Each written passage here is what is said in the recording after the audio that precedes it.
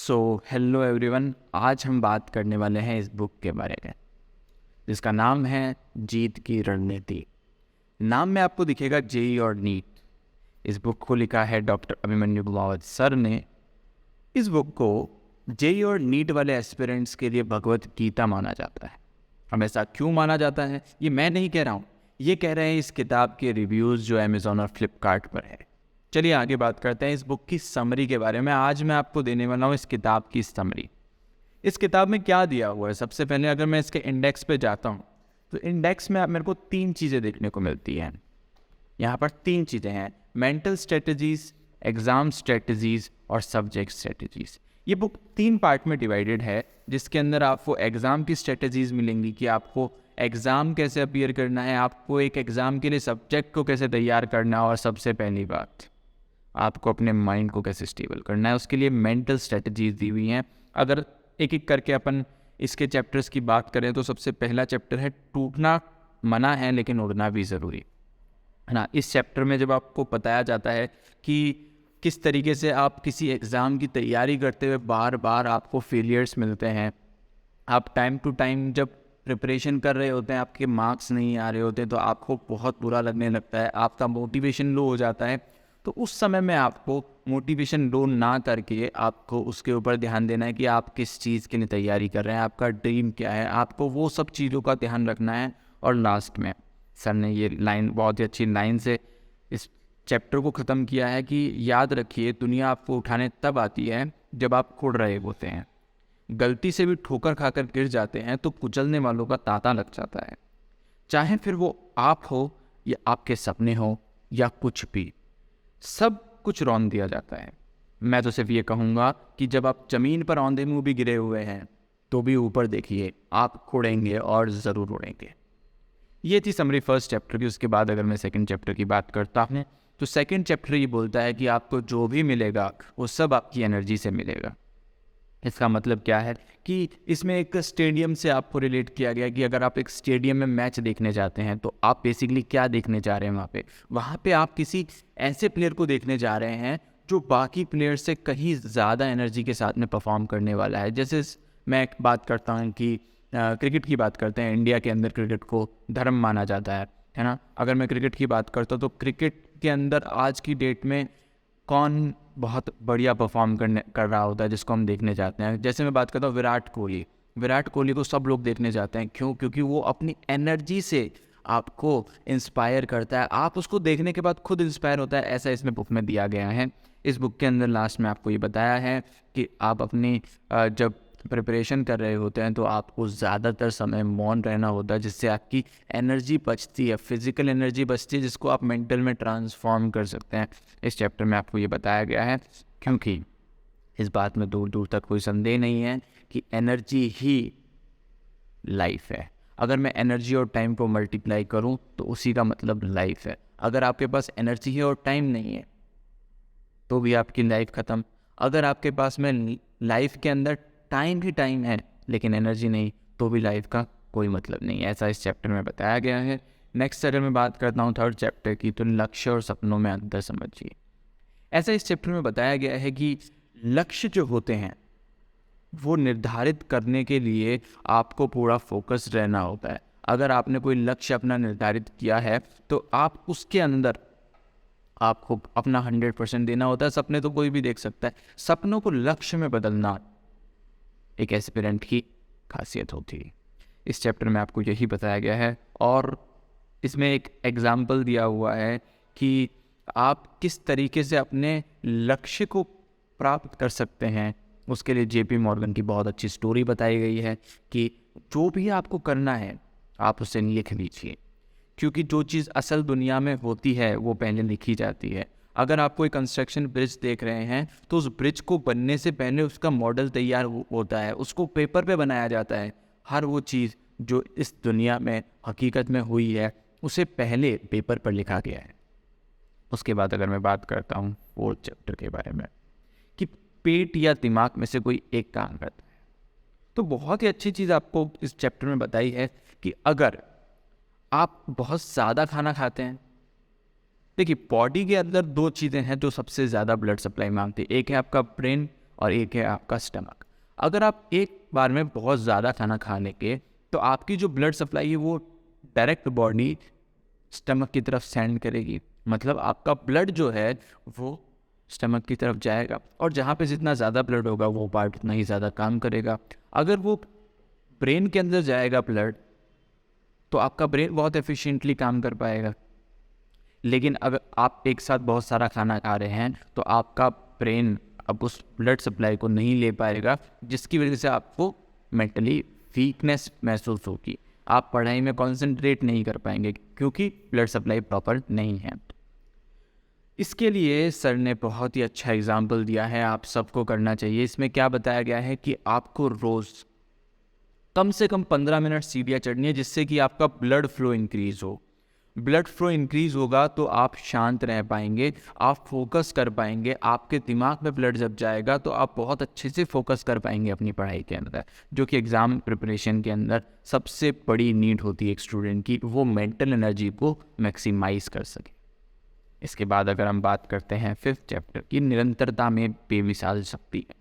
इसका मतलब क्या है कि अगर आप किसी चीज़ को स्टार्ट कर रहे हैं, अगर आप किसी चीज़ को स्टार्ट करने के बाद में फिनिश नहीं कर पा रहे हैं, इसका मतलब आप नहीं कर पाएंगे वो अपने गोल को अचीव, आप अपने लक्ष्य को अचीव नहीं कर पाएंगे, क्योंकि निरंतरता आपको लानी पड़ेगी। अगर आप किसी भी एक काम को लगातार करते हैं तो आप बहुत बड़े लेवल पर सक्सेस को हासिल कर सकते हैं, क्योंकि इसमें बहुत इंपॉर्टेंट लाइन जैसे बताई गई है कि slow and steady wins the race.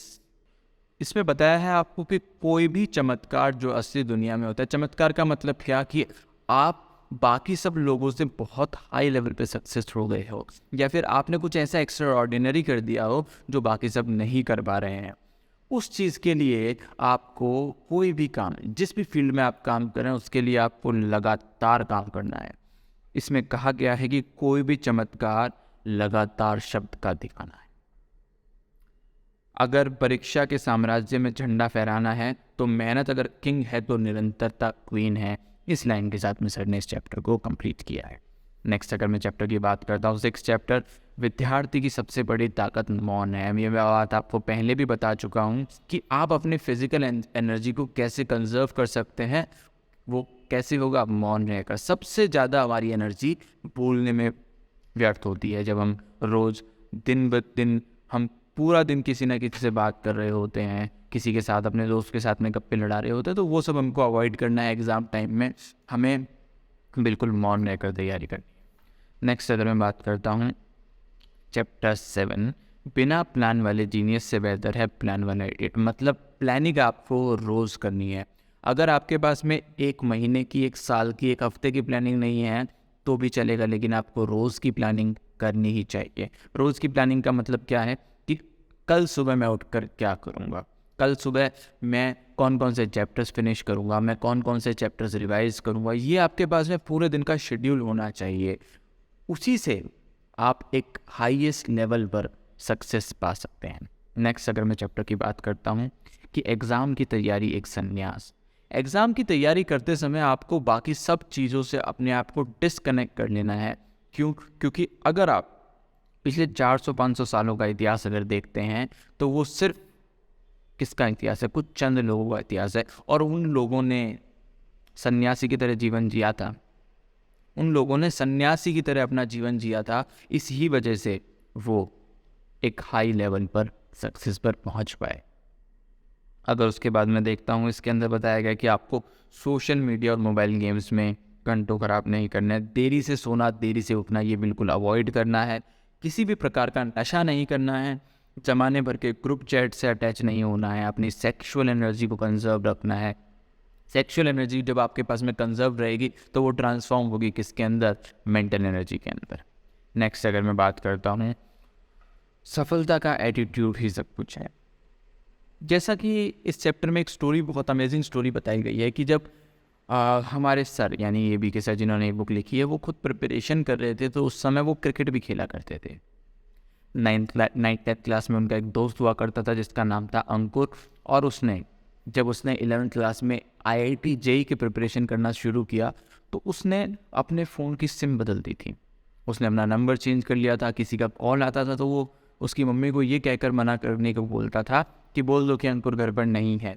तो इस तरह की स्टोरीज से हमें ये सीखने को मिलता है कि हमें हर चीज़ से डिस्कनेक्ट होने की कोशिश करनी है कुछ 2 सालों के लिए, जिससे हम बाकी सब लोगों से आगे पहुंच पाए। यही इस जीत की रणनीति की खास बात है कि ये आपको बाकी सब लोगों से ऊपर ले जाने के ऊपर काम करती है।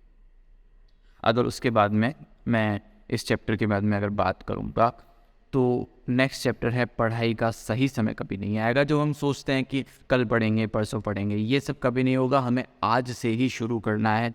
इसके लिए बहुत ही अमेजिंग स्टोरी है बैल और एक लड़के की स्टोरी, जो बैल एक एक करके बाड़े में से छोड़े जा रहे हैं। उसे लड़के को पूंछ पकड़नी किसी एक बैल की, अगर वो एक बैल की पूंछ पकड़ लेता है तो उसे वो रिवॉर्ड मिलेगा, लेकिन जब वो देखता है पहला बैल उसे जाने देता है क्योंकि वो बहुत ही खूंखार बैल था।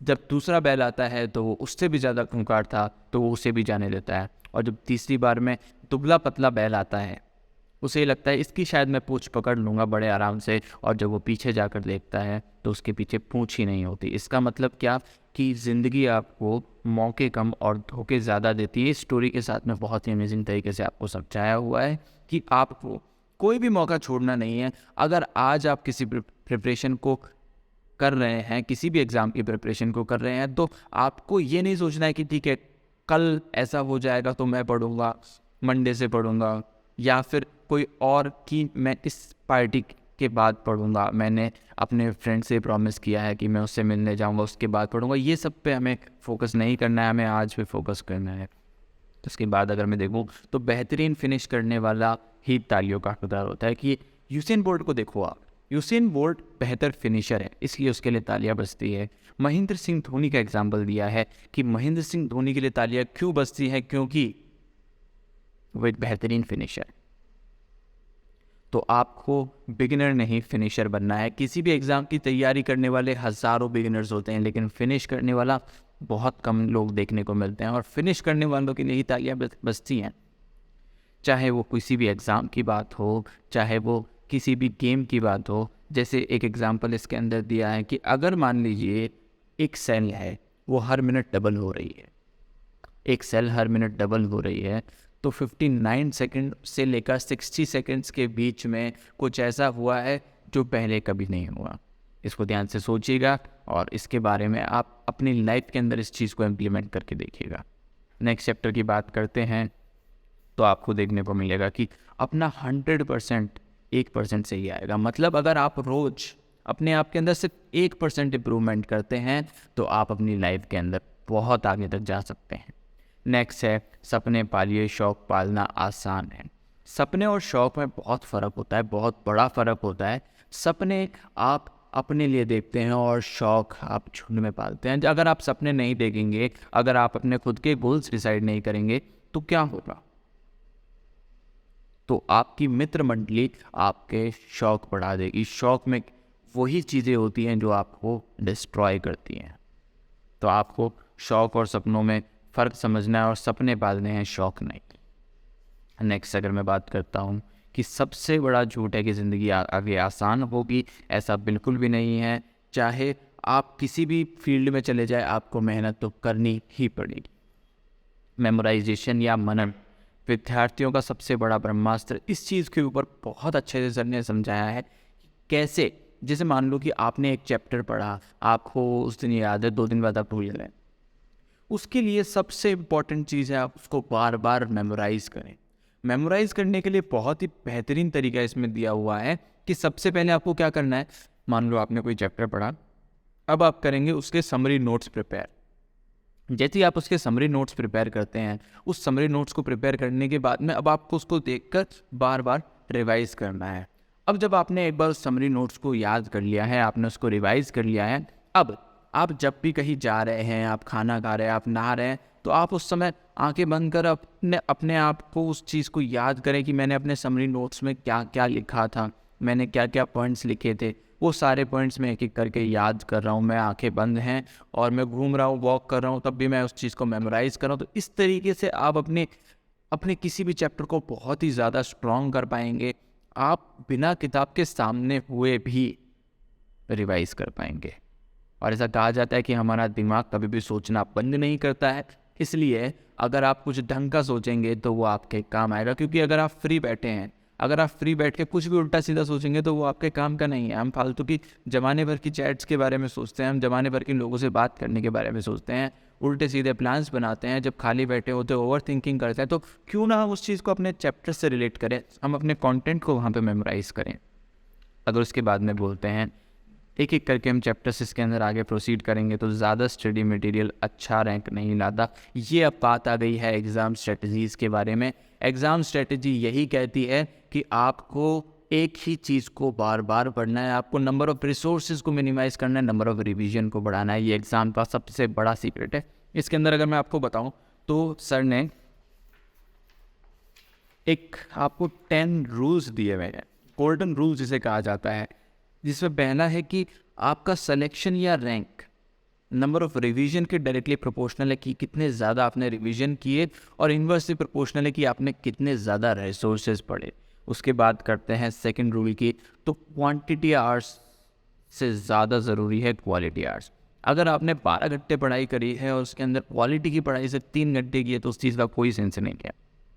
आपको क्वालिटी आवर्स पे फोकस करना है। उसके बाद अगर मैं बात करूँगा तो PYQs जो है वो सबसे ज़्यादा इम्पॉर्टेंट है। किसी भी अदर रिसोर्सेज पे आप ना जाएं, इधर उधर की बुक्स ना सॉल्व करें, आप सिर्फ PYQs पे फोकस करें। क्योंकि जो अभी तक का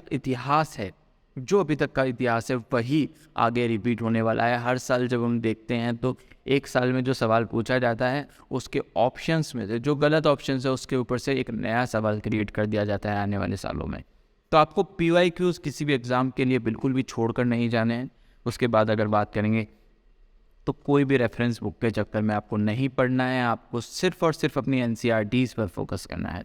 अगर आगे बात करते हैं तो आपके खुद के नोट्स सबसे बेहतरीन होते हैं, आपको किसी और के नोट्स नहीं जो प्रिंटेड आप लेते हैं, किसी अदर कोचिंग्स के आप नोट्स ले रहे हैं, उन सब का कोई फ़ायदा नहीं है। क्योंकि आपके जो खुद ने अपने पूरे साल जो नोट्स बनाए हैं उसके अंदर आपका एक इमोशनल अटैचमेंट है, आप उससे रिलेट कर पाएंगे, आप बेहतर समझ से आप उस चीज़ को प्रोसीड कर पाएंगे। नेक्स्ट बात करते हैं कि आपके समरी नोट्स बहुत ज़्यादा ज़रूरी है। क्योंकि क्लास नोट्स के अंदर एक चैप्टर 100 पेजेस में अगर कंप्लीट हो रहा है तो आपको समरी पेजेस में आपको उसको 2 से 3 पन्नों में कंप्लीट करना है, जिससे आप उसको बार बार रिवाइज कर पाएँ। क्योंकि ऐसा ABK सर बहुत बार बोलते हैं कि कोई भी चीज़ अगर डिफ्यूज्ड है, कोई भी आपका अगर टॉपिक या फिर कोई भी चैप्टर बहुत सारी कॉपीज़ में डिफ्यूज्ड है तो आपके माइंड के अंदर वो नहीं आ पाएगा, आप उसको बार बार रिवाइज़ नहीं कर पाएंगे, और रिवाइज़ नहीं कर पाएंगे तो मेमोराइज़ नहीं कर पाएंगे, और मेमोराइज़ नहीं कर पाएंगे तो एग्ज़ाम के अंदर आप उसको इम्प्लीमेंट नहीं कर पाएंगे। आपके स्कोर के इंक्रीज़ होने की चांसेस बहुत कम हो जाएंगे। नेक्स्ट अगर बात करते हैं रिवीजन और रीडिंग में बहुत बड़ा फ़र्क है। हमें रिवीजन पे ज़्यादा ध्यान देना है, हर बार किताब खोल के बैठना नहीं है, हमें अपने आप के माइंड के अंदर हमको उस चीज़ों को रिवाइज़ करते जाना है। उसके बाद अगर बात करेंगे तो किसी भी PDF से हमें पढ़ने की कोशिश नहीं करनी है कि हम किसी कोचिंग का PDF ले लेते हैं, किसी बड़े इंस्टीट्यूट का PDF ले लेते हैं, किसी फ्रेंड के नोट्स के PDF ले लेते हैं। नहीं, हमें फिज़िकल नोट्स जो हमने खुद ने प्रिपेयर करे हैं उसके ऊपर ध्यान देना है। प्रैक्टिस और लर्निंग, हमें प्रैक्टिस पर सबसे ज़्यादा फोकस करना है। क्योंकि ऐसा कहा जाता है कि अगर आप किसी भी एग्ज़ाम की तैयारी करते समय 2 पेन भी अगर आप खर्च करते हैं एक दिन में, या कहूँ कि 1 पेन अगर आप एक दिन में ख़त्म करते हैं तो आपके लिए किसी भी एग्ज़ाम को क्रैक करना बहुत आसान हो जाएगा। उसके अलावा इसमें JEE वालों के लिए गोल्डन रूल्स दिए हैं। गोल्डन रूल्स अगर JEE वालों के लिए बात करें तो कॉन्सेप्ट को कनेक्ट करना बहुत ज़्यादा इंपॉर्टेंट है, क्योंकि वहाँ पे कनेक्शन वाले क्वेश्चंस आते हैं, एक चैप्टर को दूसरे चैप्टर से रिलेट करके क्वेश्चन आ जाता है। आगे number of revision again most important. सबसे बड़ी बात जो है वो है पोस्टमार्टम। अगर आपने मान लो किसी कोचिंग इंस्टीट्यूट को ज्वाइन किया हुआ है, आप पढ़ रहे हैं, आपने क्या किया कि आपने कोई टेस्ट दिया, उसके बाद आपने मार्क्स कैलकुलेट करे और आप अपने अगले की तैयारी में लग गए। अगले टेस्ट की अगर आपने तैयारी करना शुरू कर दिया है तो अपना पिछला टेस्ट अपने आप पर बात कर दिया। क्यों? क्योंकि अगर आपने उस चीज़ का पोस्टमार्टम नहीं किया, तो उस टेस्ट को देना बेकार है। इसमें बहुत इंपॉर्टेंट लाइन दी हुई है कि if you rest after the test you waste your test. To be the best never rest after the test. क्योंकि postmortem knows what prescription doesn't. मतलब अगर आप किसी पेशेंट के बारे में देखते हैं। पेशेंट को अगर किसी डॉक्टर ने कोई प्रिस्क्रिप्शन दिया है, उसके बावजूद भी उसकी डेथ हो गई है, तो पोस्टमार्टम में ही मौत की असली वजह पता लगती है। Same is with our exams, with our test, कि हम अपने टेस्ट का अगर पोस्टमार्टम कर पाते हैं तो हम उस चीज़ को बहुत ही इफ़ेक्टिवली यूज़ कर पाएंगे। हमने जो टेस्ट दिया है, हम उस चीज़ का प्रॉपर एनालिसिस करने के बाद ही उसका 100% आउटकम लेके आ सकते हैं। नेक्स्ट रूल्स की अगर हम बात करें तो सब्जेक्ट कमांड बहुत ज़्यादा ज़रूरी है। हमें डीप नॉलेज चाहिए होती है जेईई एग्ज़ाम के लिए। एनसीईआरटी और स्टैंडर्ड बुक्स दोनों ही बहुत इंपॉर्टेंट हो जाती हैं। यहाँ पे स्टैंडर्ड बुक्स के बारे में बात कर रहा हूँ मैं, अर्जी फर्जी बुकों के बारे में बात नहीं कर रहा हूँ कि आप किसी भी लोकल इंस्टीट्यूट की या फिर किसी भी पब्लिकेशन, जो फॉरेन राइटर्स बहुत ज़्यादा इंपॉर्टेंट हो जाते हैं। जेईई एडवांस की अगर मैं बात करता हूँ, क्योंकि वहाँ पर एक लेवल के क्वेश्चन आते हैं, कनेक्शन वाले क्वेश्चन आते हैं, तो वो ज़्यादातर फॉरेन राइटर्स जो होते हैं उनकी बुक्स में आपको उस तरह के क्वेश्चन देखने को मिलते हैं। उसके बाद अगर बात करता हूँ तो इंस्पिरेशन बहुत ज़्यादा ज़रूरी है। मोटिवेशनल स्टोरीज़ अगर आप देख कर खुश हो जाते हैं, आपको मोटिवेशन आ जाता है कि हमने एक मोटिवेशन स्टोरी देखी, उसके बाद में हम उससे चार्ज अप हो गए हैं, लेकिन उसके बाद में 2 दिन बाद में हमारी मोटिवेशन बिल्कुल ख़त्म हो गई। उसके लिए आपको इंस्पिरेशन चाहिए होती है, और इंस्पिरेशन खुद से आती है जब आप खुद कुछ कर रहे होते हैं, खुद की स्टोरी को देखते हैं, तो आपको इंस्पायर होता है कि हाँ मैंने कुछ किया, अब मैं नेक्स्ट टाइम इससे बेटर खुद को ही हराना है, इस बार मुझे खुद को ही हराना है। नॉलेज और स्पीड में जेईई एग्ज़ाम में स्पीड का खेल नहीं है, जैसा कि नीट के अंदर आपको क्या करना होता है कि 200 मिनट है, 200 क्वेश्चंस है, तो आपको स्पीड को भी मेंटेन करके रखना पड़ता है। लेकिन जेईई एग्ज़ाम के अंदर आपके पास टाइम बहुत ज़्यादा होता है और क्वेश्चन बहुत कम होते हैं, तो आपको स्पीड से ज़्यादा फोकस अपनी नॉलेज के ऊपर करना है, अपने प्रिपरेशन टाइम के। उसके बाद अगर बात करें तो इसमें स्पेसिफिक सब्जेक्ट स्ट्रेटजीज़ के बारे में बताया गया है। सब्जेक्ट स्ट्रेटजीज़ में क्या मिलेगा आपको कि ऑर्गेनिक केमिस्ट्री किस तरीके से आप स्ट्रॉन्ग कर सकते हैं। इसके लिए एपी के सर ने खुद ने एक ऑर्गेनिक की वेब सीरीज़ लॉन्च करी है यूट्यूब पर। अगर आप जाकर एपी के सर का नाम लिखकर यूट्यूब पर सर्च करते हैं ऑर्गेनिक वेब सीरीज़, तो आपको यहाँ पर बहुत ही बेसिक से आपको पढ़ाया जाएगा। इसके अंदर आपको सबसे पहली चीज़ है IUPAC nomenclature, reaction mechanism, reagents और नेम रिएक्शन। इन चीज़ का आपको आइडिया होना चाहिए और GOC बहुत अच्छे से पढ़ी होनी चाहिए, तभी आप ऑर्गेनिक केमिस्ट्री में महारत हासिल कर पाएंगे। अगर मैं बात करता हूँ इनऑर्गेनिक केमिस्ट्री, तो इनऑर्गेनिक केमिस्ट्री में सबसे बेसिक जो चैप्टर है वो है chemical bonding and periodic table. अगर आप उन 2 चैप्टर्स को बहुत अच्छे से पढ़ लेते हैं, अगर आप केमिकल बॉन्डिंग और पीरियोडिक टेबल को स्ट्रॉन्ग कर लेते हो, तो आने वाले इनऑर्गेनिक के लगभग सारे चैप्टर्स उसके अंदर कवर हो जाते हैं। क्योंकि अगर आप बात करें S ब्लॉक के बारे में, B ब्लॉक के बारे में, T and F coordination compound, तो इनका ज़्यादातर पार्ट हम लोग, इनका बेसिक्स जो है वो हम लोग पीरियोडिक टेबल के अंदर और केमिकल बॉन्डिंग के अंदर पढ़ लेते हैं। इन 2 चैप्टर्स को बहुत इंपॉर्टेंट समझ के हमें इन 2 चैप्टर्स के ऊपर बहुत ज़्यादा फोकस करना है, जिससे हम आगे बहुत अच्छा परफॉर्म कर पाएँ। नेक्स्ट अगर बात करें तो फिजिकल केमिस्ट्री की असली तैयारी कैसे होती है। फिजिकल केमिस्ट्री के लिए हमें सबसे ज़्यादा ज़रूरी है कि देखिए, किसी भी फिजिकल केमिस्ट्री की अगर हम बात करें लॉज के बारे में, अगर हम लॉज उनके ऊपर बेस्ड फार्मूलाज जो हैं, जैसे अगर मैं बात करता हूँ law of conservation of mass, Boyle's law, Avogadro law, Charles law, Raoult's law, इनके बारे में अगर मुझे आइडिया है, मुझे ये लॉज पता है, प्लस मुझे क्या पता है इनके ऊपर से आने वाले फार्मूले, और उनके ऊपर सबसे सारे मतलब लॉज से एक इजी से क्वेश्चन अगर पढ़ लेता हूँ, उसको मैं रिवाइज़ कर लेता हूँ, बार बार समराइज़ कर लेता हूँ, मेमोराइज़ कर लेता हूँ, बार बार उन चीज़ों को मैं पढ़ता हूँ, तो मेरी फिजिकल केमिस्ट्री धीरे धीरे अपने आप स्ट्रांग होने लग जाएगी। क्योंकि ज़्यादातर क्वेश्चन जो फिजिकल केमिस्ट्री के पूछे जाते हैं वो किसी ना किसी लॉ से ही पूछे जाते हैं। तो फिजिकल केमिस्ट्री के लिए ये आपको करना है। उसके बाद अगर मैं बात करता हूँ तो अब आ जाएगी हमारी इनऑर्गेनिक केमिस्ट्री। बात कर ली हमने, ऑर्गेनिक केमिस्ट्री बात कर ली, फिजिकल केमिस्ट्री बात कर ली। अब बात करते हैं बायोलॉजी के बारे में।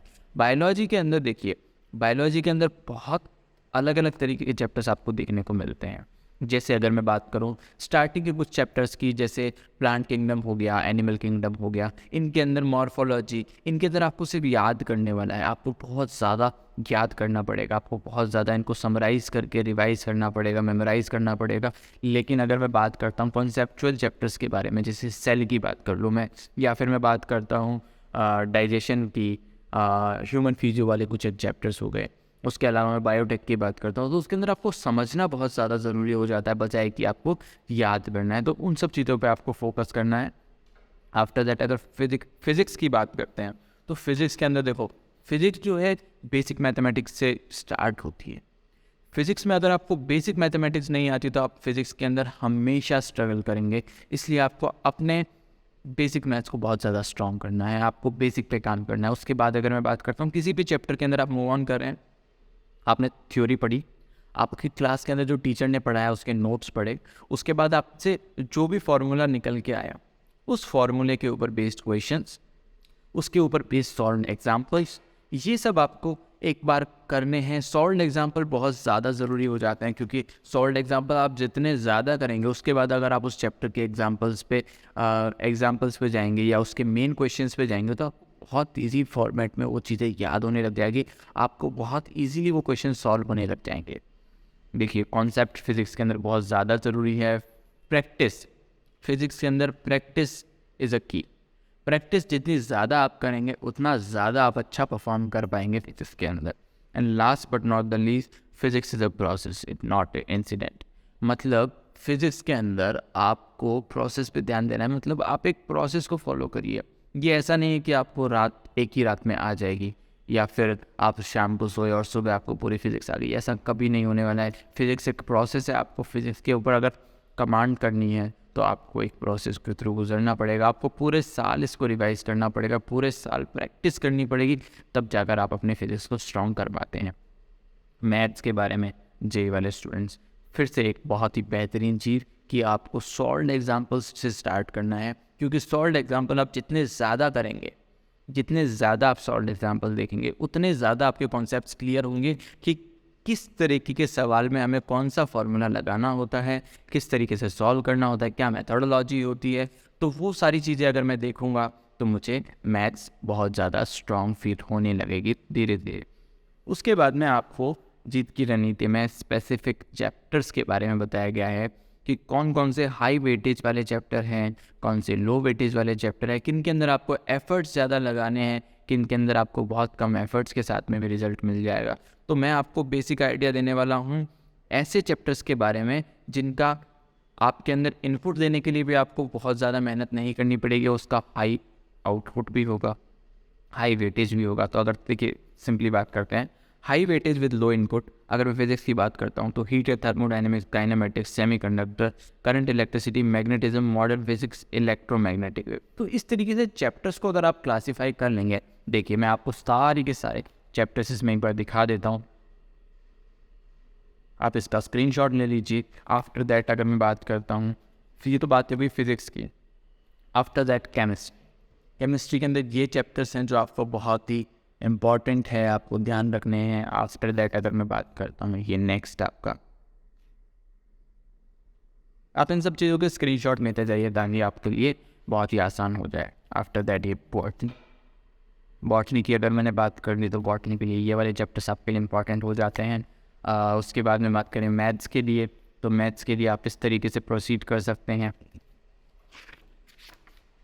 देखिए ये था समरी इस बुक के बारे में। इस बुक को आप अगर पूरी शिद्दत से फॉलो करते हैं, शिद्दत वर्ड का इस्तेमाल एपी के से बहुत ज़्यादा करते हैं, शिद्दत के बिना आप कुछ नहीं कर पाएंगे। अगर आप इस बुक को बहुत ही शिद्दत से फॉलो करते हैं तो आप किसी भी एग्ज़ाम के अंदर, स्पेसिफिकली अगर मैं जेई और नीट की बात करता हूँ, तो आप बहुत अच्छा परफॉर्म कर पाएंगे और अपने ड्रीम मेडिकल कॉलेज या ड्रीम आईआईटी कॉलेज में जा पाएंगे। Thank you so much.